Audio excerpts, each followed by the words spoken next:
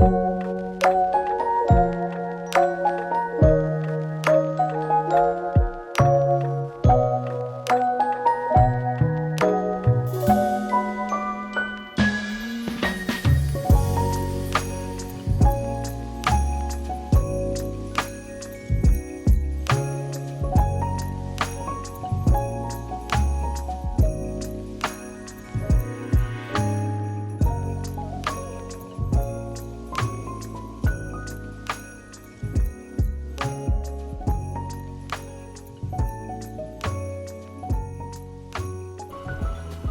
welcome or welcome back. I'm Camille. This is Camille Made, my channel where I love to talk about my love for knitting. This is going to be a vlog of me stash busting into 2026. I think I mentioned in my second knitting podcast episode that really my knitting plans for the rest of the year is really just to knit through my stash and clear up some space for 2026 yarn. So what I have right here are yarns that I picked out of my stash that I plan to use in I think it's the Stripe Raglan Cardigan by Loopy Studios. I'll put it up here, of course. On YouTube, she's known as Evia, Evvia, and I think on Instagram as well. That project is a really great stash busting project, and I thought that would be just the best way for me to use up a lot of the leftover yarn that I have. So yeah, I picked out yarn for that. Basically, you pick out yarns based on like dark and light, which I tried to sort through a little bit, but I don't know how well that worked out. This vlog, I don't know how many days I'm gonna span it over, so I'll try to start on the cardigan. If I need a little palette cleanser in the middle, I'll go to my stash, pick a small amount of yarn and make a small project out of that, and get small quantities bit by bit out of my stash. But if this is something that interests you, or you just want something in the background while you work on whatever project you're working on, feel free to tune in, and let's get to it. Let's do some stash busting. Okay, as you might have seen, I picked out some yarns, and what Evia suggests is to pick dark and light colors and kind of sort them that way. That way you know which colors or how to pair them, I guess. So I guess I knit a lot in like pinks and purples and this kind of color and like sandy neutrals for 2025. So I thought I would just go ahead and maybe go over a couple of like the yarns that I picked out. This is the Illimani Amelie in pink. I use this for my reclaim stripe pullover. It's still in a hank, as you can see, because I'm not sure if I'm actually going to use it in the cardigan, if there's a space for it, because I kind of have a similar looking mohair. This is the Malabrigo mohair in Valentina. I used it for a fat fur hat and I think a Sophie scarf gift knit for someone. I'm not sure if I'm going to keep this hank or if I'm going to return it. So we'll see about this one, but that's one of the ones. Blomster hat. This is the Hedgehog Fibers Tweety in Connemara, and then I put the matching mohair in there as well. This is kind of like a couple of the inspo pics that I pulled from Pinterest. I think there's like fabrics and rugs. So I'm kind of thinking about following along the lines of this, but we'll see. Maybe those are high hopes, and I don't know what we're gonna end up with, but I'm sure it's gonna be really cute. This is just some like, I don't know, tapestry wool, moth-proofed, 100% wool, Elsa Williams, that I had picked up at our local yarn store for one of the dog sweaters that I knit. But I thought that this would be like a nice, because I think it's 40 yards per little skein here, so I think these would be like cute on the sleeves, not per se the body, but the sleeves would be really cute. Maybe on the body, who knows. But I thought like those kind of sit in the same like color wheelhouse. This is Lang Yarn's Kid Color Silk Mohair in red, white, green. I thought I was going to use this for my Dagmar jacket, which that's what this is, the Barocco vintage in rhubarb. I thought I was going to pair them together, and then I realized for the Dagmar, since you have so many different cables, adding like a multicolored mohair or just a mohair in general to that would have just taken away from the texture that you worked so hard for. This is the Fiberco Cumbria High Cup Wines. I thought that's a perfect dark color to kind of just pull everything together. And then here's just a couple of like knitting for olive soft silk mohairs. I think This is Plum Rose, this is Dusty Rose, and I had held that with the Fibercos and Make DK for the Blomster hat in Soft Love. What else? I have Studio Donegal wool that I got from Dublin. It's just like this lovely like plum rose pink color with blacks of like butter yellow, aqua, light blue. So I thought that was really pretty, and I thought that kind of tied together really well. Both Irish yarn brands there. And then I have Blue Sky Fibers wool stock in Driftwood, of course, because every single one of my projects seemingly needs that yarn. And then I have the Cascade 220 fingering in Mauve Orchid. So I kind of love the purple, pink, green colorway, and then I added the wool stock Driftwood as kind of like that neutral to kind of cut everything. So yes, I might cast on tonight. I probably won't film that because I'm all filmed out and still kind of feeling icky. But yeah, I might cast on tonight and see, or at least kind of try to figure out how to stripe the colors for the cardigan. Or we'll just do it organically as we go, and I'll just pick colors and see what looks best beside each other. So yeah, it might be the latter, who knows. But yeah, I'm so glad to have like the yarns picked out, and just having these like in these like little baskets already, I feel like it's just cleared up so much of my stash and already just psychologically relieved me just a little bit. But okie dokie, we'll see where the next days take us. I might cast this on tonight, or I might even go through my stash again and pick out like these little 10-gram leftovers that I have and make smaller projects. And if so, I'll just show you what they look like the next day if I get them done. Oh, I wanted to show you one more thing. I got these done. These are my Midsummer dancer socks by Sari Nordland. I knitted this in the Malabrigo Ultimate Sock yarn in Natural. This is my first pair of socks ever, and they fit so amazingly. I use the magic loop method.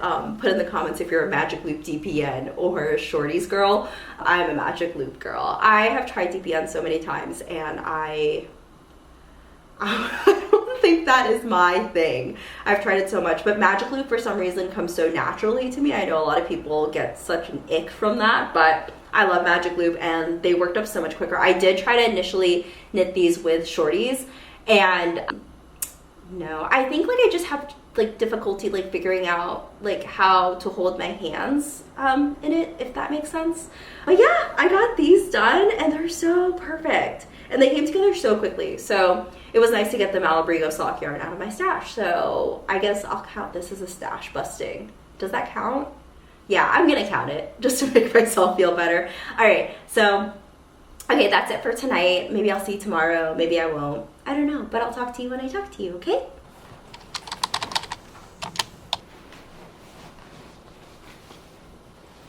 Okay, it is the next day. Today is Tuesday, December the 9th. And as you can see, I've got a little bit of the collar done. Okay, let's talk about what happened last night. So last night, I was like, oh yeah, I'm gonna go ahead and start the project. And I remembered very quickly why I do not start projects late at night. I just don't have enough brain capacity to function like a normal human. I also become illiterate after the hours of 7 p.m. So I started the project with the Loopy Studios cardigan, and that pattern calls for US 10 needles for the body, and then for the ribbing it's I believe a US 6 perhaps. And so I was like, okay, well, it's going to be a bit of a looser fabric, drapier, because I think she suggests more of an Aran weight, and I might have misspoken earlier in this vlog. So I was like, okay, but then when I was going through most of my stash, it's like worsted weight and DK, and so the more appropriate needle would at most be like a US 8. And so I persevered, and I was like, okay, I'm going to cast on following the stripe cardigan. I cast on for what I thought we were starting on the collar, and just a quick suggestion, always read through the pattern. Like, you may not be able to just digest like what you're supposed to fully do, but at least you get a read for like the construction. And I usually do that, but again, may I reiterate, it was late at night.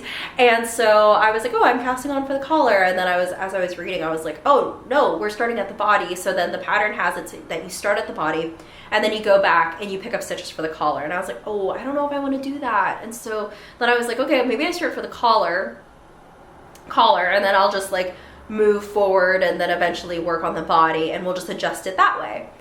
And then like looking at the needle size, looking at the fabric as I was chugging along, I was like, this isn't what I want to do. And so in total last night, I frogged my collar 4 times.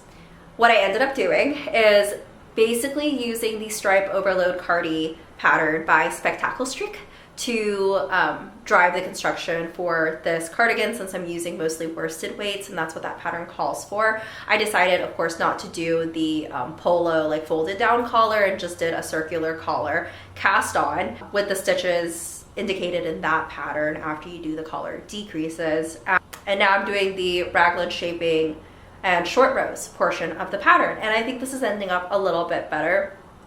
I'm pretty happy with how it's looking. As you can see, I've got like DPNs on the side here because with the stripe overload cardi, you are working the button band at the same time, but with the same needles as your body. So I took a note out of my traveler's cardigan by Rosetta and decided to use like US 6 needles on the rib stitches at the end that make the button band, and then just DPN the side so that way I have kind of an even button band going all the way through with US 6 4mm needles. So that's what I did there. I think it's looking good so far, finishing the raglan shaping, and then maybe I'll decide to change some colors, but that's pretty much my only update for today. I was gonna maybe do another scrappy project. I probably won't get to it because I'll probably get stuck into this, but I was gonna make the Christmas bell ornament by Petite Knit, make another one out of the leftover yarn from my Midsummer Dancer socks by Sari Norland. They are done. I mean, how cute are these?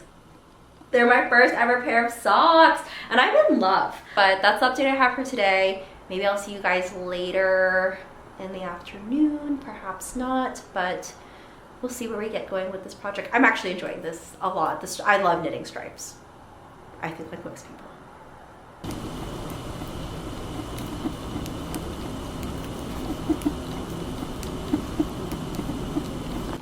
Okay, let's do a bit of an update. Today is December the 11th. It is a Thursday. I didn't do a Wednesday, December 10 update because there really wasn't much to show. But now I have an interesting update. I have now split the body and the sleeves. So the sleeves are now on hold and I'm just working the body. I'm done with my raglan increases. So yeah, I'm super happy. I, of course, am using the stripe overload cardi as kind of the guidelines for the cardigan construction, but for the most part you're kind of at like a basic cardigan construction, so I don't really need to look at the pattern much more. I'm just kind of adding stripes organically at will, so I'm pretty happy with that. I have made the decision, just for a little bit of continuity's sake, throughout the cardigan, to use the Fiber Co. Cumbria High Cup Wines, that purple color all the way through, because it's just a really nice dark contrasting color between the soft pinks, lavenders, aquas that you have here. Teals, I think, is maybe what that color is. So yeah, I think that's what I'm going to carry all the way throughout the cardigan, and just like some random striping just so it kind of pulls everything together a little bit more.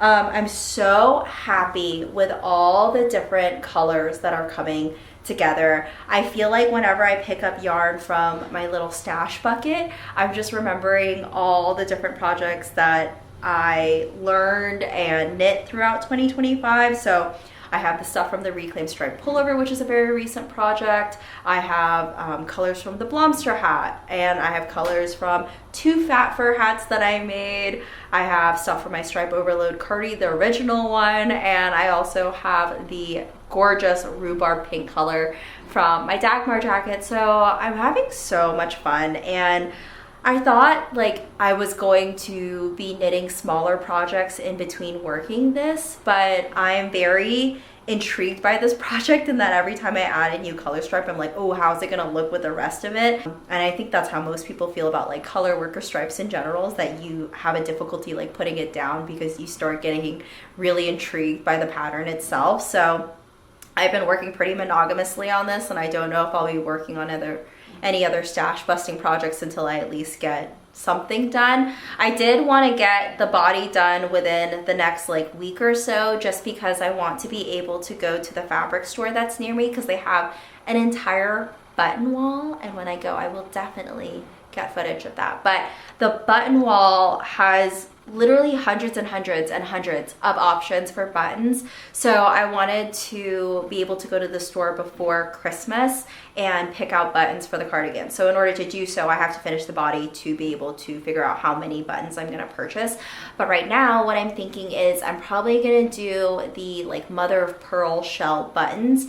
And at the fabric store, I know that they have many different shapes. They've got squares, circles, hearts, stars, rectangles, etc. So I'm trying to decide if I want to pick out different mother of pearl shell buttons or if I'm just going to do all of the same.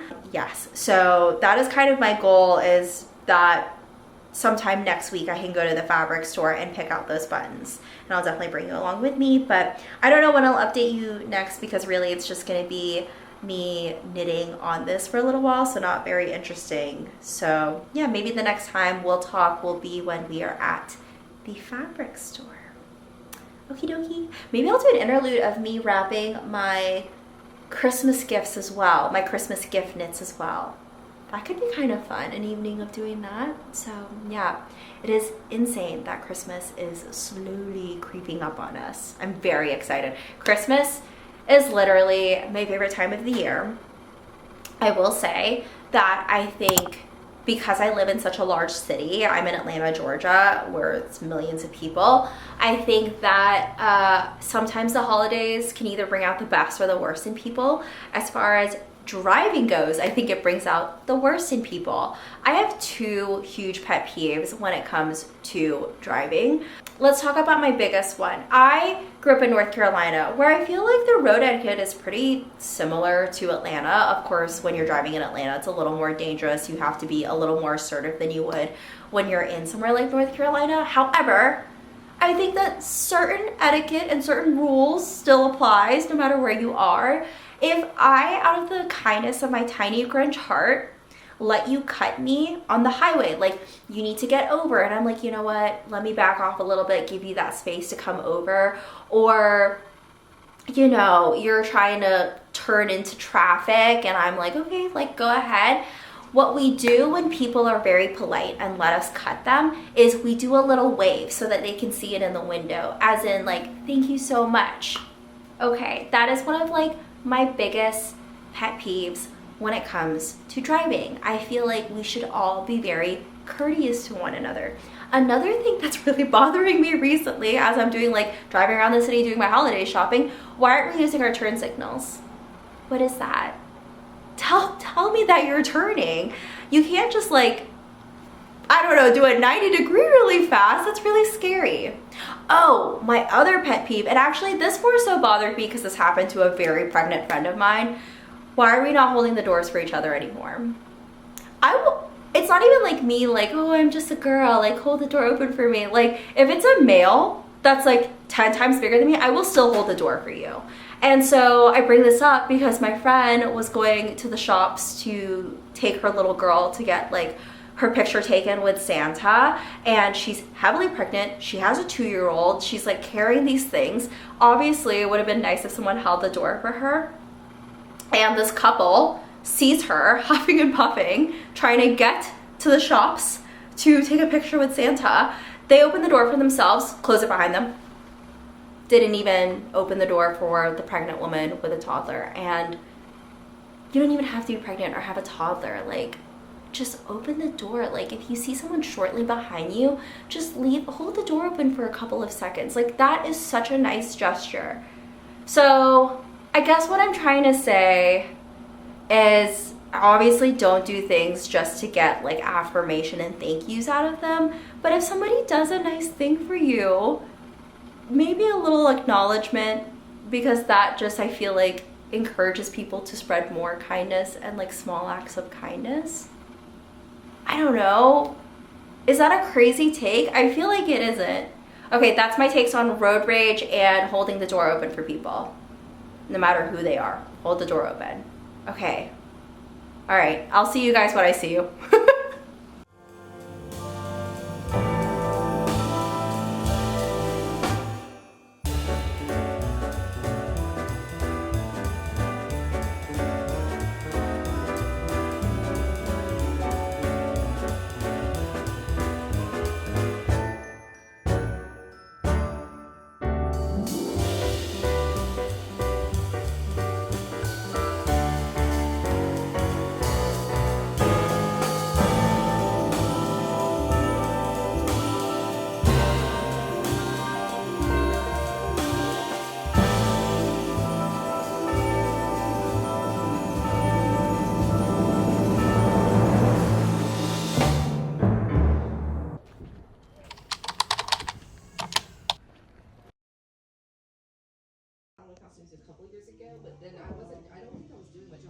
Okay, let's do an update. Today is Monday, December the 15th, so it's been exactly a week since I started this project, and I think it's looking amazing. I bound off the bottom hem of the cardigan. However, now that I've done that, and I was trying on the cardigan as I was knitting it, but now that I have bound off, I'm like, I kind of want to come back a couple of stripes, so I might pop in a lifeline and frog back, but before I do that, I'm going to finish the sleeves first. And so I've already picked up stitches under the arm and put the rest of the stitches that were on hold back onto small circulars with US 8 5mm needles. And what I'm planning to actually do is set up another set of short circulars with US 8 needles on the other sleeve as well. So I'm going to kind of work them in tandem with one another. So once I finish a certain stripe repeat, so whatever two colors that I use on my right sleeve, I'm going to then just repeat it on the left sleeve and work it that way, because I want the sleeves to be the same striping pattern as one another, but I don't exactly want them to match the body, if that makes sense. So I'm gonna finish the sleeves first.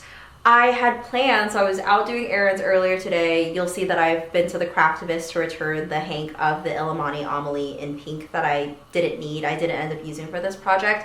And I was like, oh, okay, I'll go to the fabric store and I will pick out buttons. Well, Gail K Fabrics is not open on Mondays, so maybe if I'm out later this week again, I'll try to stop by and pick out buttons for this, which I think I'm still gonna do the mother of pearl shell buttons, but I'm also thinking if they have pink buttons that kind of match this like dusty rose pink, then I might go for that as well. So we'll see. We'll get to the store and maybe my mind will change once again, but I'm gonna hold off on frogging until I finish the sleeves.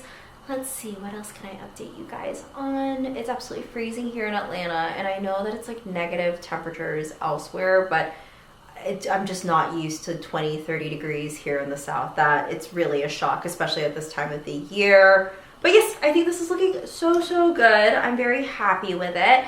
Let me show you what I have left yarn-wise. So I had 2 boxes of this to split up the light and dark at the beginning of this vlog, and now I'm down to 1 box, and I'll probably get through that in both of the sleeves really quickly.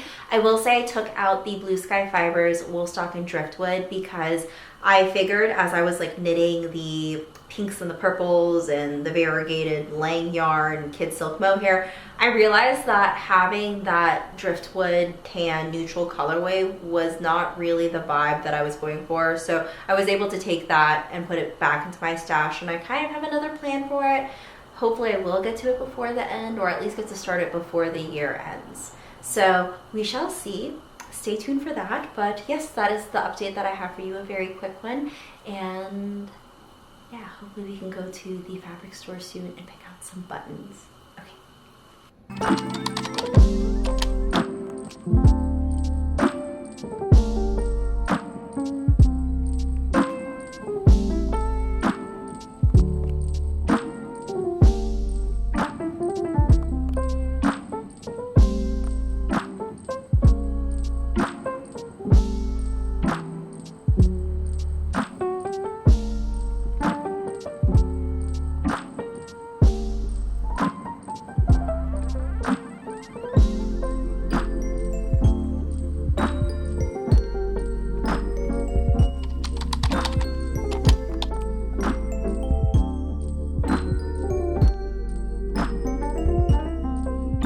So it's now December 28th, and it is a Sunday, and it's been a couple of days since I filmed anything. We went back home to North Carolina to spend Christmas with our family, so I really just wanted to soak in that time. And I think I got to a point where I was kind of burnt out from making content, and I just wanted to spend the holidays and just focus on maybe a little bit of knitting, a little bit here and there.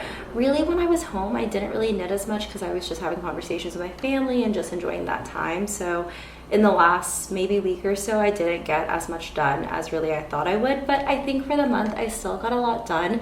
So I wanted to go ahead and kind of just wrap up the video and talk about how I stash busted for the majority of December. So let's talk about the project that you've seen the most throughout this video, which is my 2025 Cardi. This is what I ended up having left. So if you remember in the beginning, I had two boxes of the same size, but they were pretty full up with yarn, and I ended up just with this quantity left. So I'm really happy with how much I was able to go through. Actually, this doesn't even count, this is from something else. So yeah, that's how much I ended up with, which I'm really happy about. And the actual Cardi looks like this. And I think that she ended up just absolutely gorgeous, exactly what I wanted. I was so happy with how naturally the color palette came together. I felt like I wasn't able to put it down because I just wanted to see how the project would end up. So it got done pretty fast, and then once this was done, I saw that there was a significant slowdown in my knitting because I think I was just getting ready for the holidays, getting ready to go back home. So my knitting got stunted a little bit, but I started working on 2 accessories, which is what I'm going to talk about now. And I'll show you a fun finished sewing project. So the first work in progress is my Neck Warmer 35 by Thea Vesterby. I'll put, of course, all the details on the screen. And it's pretty much a dickie. I'm working on the front. It's a cable knit dickie. I'm using Blue Sky Fibers wool stock in driftwood. This is also obviously from stash with leftover mohair. So I'm working on the front. This should be done pretty soon. Add a collar to it, and I'll have a winter accessory. And I really like how this is working out. I will say,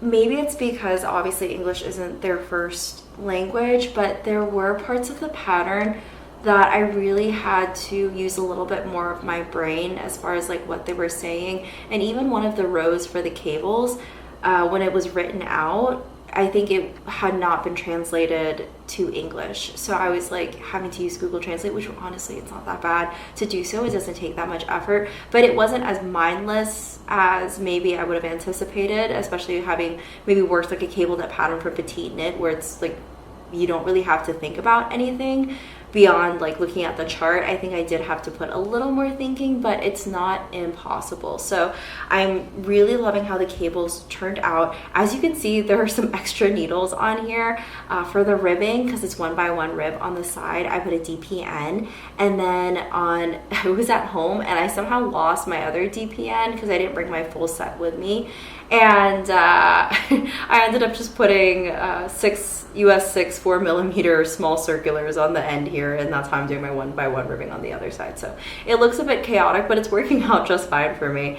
But I'm really loving how the project is turning out, and hopefully we'll get that done by the end of this week. So that is one of my whips, and my second whip is another small project, and they are the Rosy Mittens by Linit, and I am knitting them in Knitting for Olive, Heavy Merino, Pearl Gray, held with some leftover gray mohair, and then the ball of yarn that I was like, wait, this doesn't belong here. That was the Barocco Vintage Black Cherry, which I'm using as the color work, and I'm loving how this has turned out. The pattern actually calls for DK.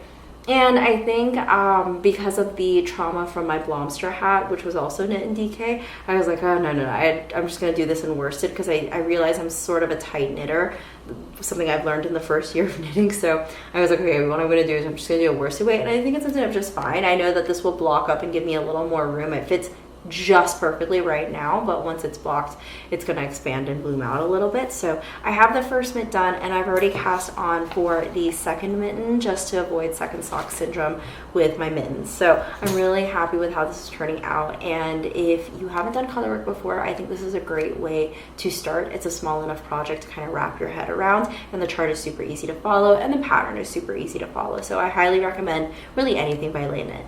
Okay, so that is my second and my last whip. And the other project that I finished that was completely stash busting as well, but it wasn't knitting, it was a fabric stash busting project, and this is my Hurry Home project bag. So the quilt block that you see here is the large quilt block from the Hurry Home quilting series by Spaghetti Western, and the fabrics here are just from various projects that I had. This lace that I had here was thrifted from a scrap reuse store here in Atlanta. And then I didn't have enough fabric to do the back, but I had enough fabric to do the pocket, so I just created a pocket with a button closure. And you'll see that, I know that most project bags that are out right now kind of have that pull tie closure, but I have been using a the Della Q project bag here with the snaps, which I thought was so fun. So I ended up just punching in snaps here to close it, and that way if I want to ever use it for a large colorwork sweater project, then I can just use the snaps like so. And then I also sewed in some pockets. I'll put footage of what the pockets look like here. But yes, this is my new project bag, and I think it's the perfect size for a larger project, especially large sweaters. I have a couple of garments that I already have planned for 2026, so this bag will get some use. But yes, that is what I got done this December. The new year is coming up, so I hope all of you have a great start to your year, and I will talk to you when I talk to you. I don't know if I'll be doing a knitting podcast just because I kind of showed you guys everything that I was working on right now.